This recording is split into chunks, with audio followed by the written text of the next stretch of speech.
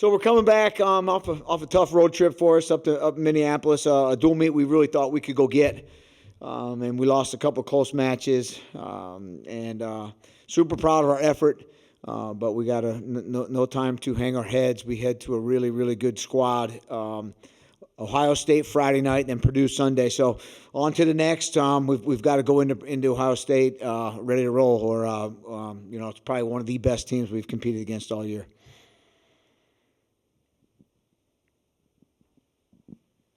Do you feel like that challenge energizes your group as they plan and get ready to go to face a program like Ohio State? Yeah, when there's 10 matches and you're an underdog in all 10 of them, it better energize you or you're going to get blown out of the building. So we had our meeting today. First time we're back on the mat since our match this weekend.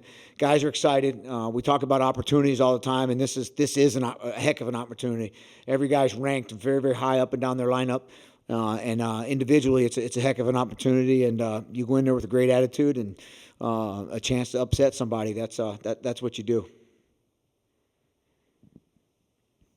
I'm interested in how you prepare for Friday Sundays when you've got to throw everything out there you can for a Friday, but no, you've got to rest and recover for a Sunday. What's that? Maybe the day in the middle, like to try and be right back up there. Yeah, it's super hard, to tell you the truth. It's super hard, especially this trip right now. Ohio State, then we'll bust to Purdue Saturday. But the bottom line is win or lose, you can't let Friday dictate Sunday. And all we talk to our guys about is they're not worried about Sunday at all. We are. Right, we'll do all the planning, all the logistics, all the scouting up and down the lineup, but those guys need to be ready for Friday night, and that's it. As soon as Friday night's over, we'll shift their focus to Sunday. But it's extremely tough. But that's what the Big Ten is. That's what we all signed up for. So that's why we're excited to get on this trip. This is where lifelong friendships are made, bonds are made when we do this trip, and it's tough. And you're on a bus, and we're together. 4 or 5 days here, just us against the world, and that's what it's about.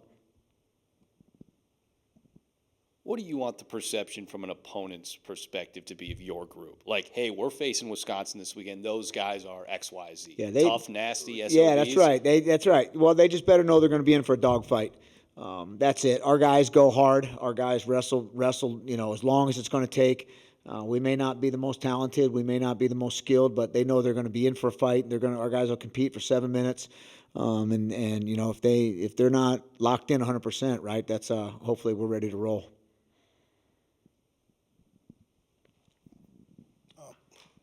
Obviously, all the matches are going to be important against Ohio State, but I guess I'm wondering. You talked about being underdogs in every one of them, but are there certain ones that you feel you might have with all due respect, might be a little more marquee. I get it. Well, heavyweight's going to be a good one. Their guys ranked anywhere from 2 to 3. Our guy is 8 or 9. Our guy's super experienced. I feel like he can beat anybody in the country. So that's going to be a great match. 125, our guy's never out of the match. They got a really high-ranked guy, but our guy is always ready to roll. 133 could be a big marquee match. Our guy, Zanfugo, was 4th in the country last year. Their guy right now is ranked, I think, 2 or 3. And our guy actually beat him in the summer in a freestyle competition. So that could be a very good match. We love our guy at 149, Joe Zargo, a 5th-year senior. Wrestles harder than anybody in the country. He's in better shape than anybody. They got a really good kid ranked 4th in the country.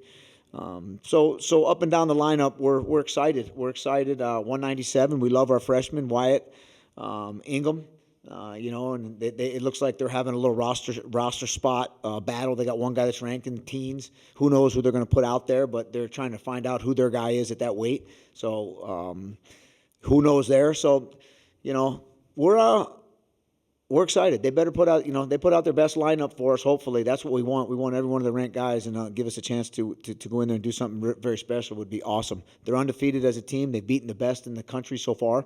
They won that national duels invite. They beat Iowa. They're riding high right now, and we're underdogs, man. That's the best way to go into this match. Is that a bigger picture question here? That I know it's about being tough and about being skilled and precise. But I'm wondering how much video and analytics have changed what you guys do over the last couple of years. Is it a big thing? Is it just a little here and there? How much is it? So video is huge for us. I don't know what everybody else does. I can't tell you, but we watch a ton of video on everybody, ourselves included, right? That's where a lot of the video is. As for the analytics, it's pretty easy in wrestling. You score points, you win. You score more third period points than the guy you're wrestling, you usually win. You get the first takedown, you usually win. And you're talking 80, 90% first takedowns. I think we've in all of our matches, I think that what I have seen is the guy that has the first takedown has won about 87% of the matches. And the guys that score the most points in the third period are winning upwards to like 92 to 94% of the matches. Right? Some of that can be, obviously, skewed a little bit. But we focus on trying to get the first takedown. We focus on trying to score the most points in the third period. And we focus on trying to have at least one more point than our opponent at every match. But yeah, the analytics for us, right? We've got a guy on our team that's does all this stuff for us, so it's pretty neat to actually see and study. But we're getting more and more into it, so it's pretty cool. You mentioned your heavyweight matchup before. With just the kind of year Braxton's having, the reputation he has, how important is it to have a guy who is the backbone of your squad like that, you can rely on every match? Yeah, it's great. He's been the backbone of our program for a long time.